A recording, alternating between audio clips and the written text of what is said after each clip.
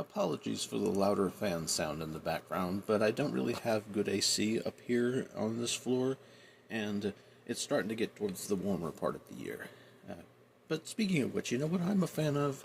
Using the champion as sort of a spellblade.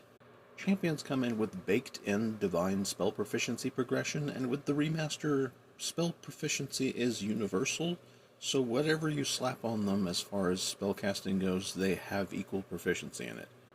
And the fact that their spell DC for their native spells comes out of Charisma, and so does innate spells, that makes them really good for any innate spell ancestries or builds that you come up with.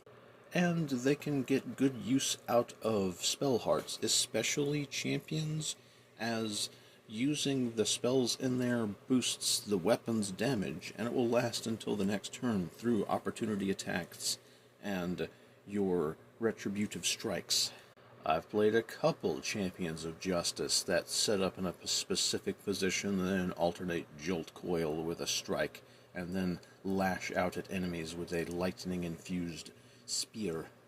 And their spell proficiency isn't any slouch. They advance at the same pace a Magus does. They have better spell progression than War Priests and especially Battle Harbingers.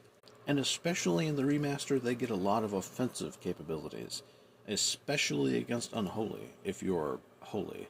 It's a super fun time. I can highly recommend Champion of Justice, going a good number of points into Charisma, get as many spell hearts as can be comfortable with your budget to have lots of additional spells that empower your attacks, and then maybe Archetype, if you're in a free Archetype game, into Charisma-based casters to get extra potency and access to scrolls, stabs, and magic items.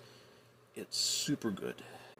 And if you're a half-elf, you could multi-talent into Magus or Cleric without needing the wisdom or the intelligence for those two archetypes to get smashy sort of casting things. And of course there's always archetyping in the Charisma caster Battle Oracle to get even more passive out-of-combat healing capabilities.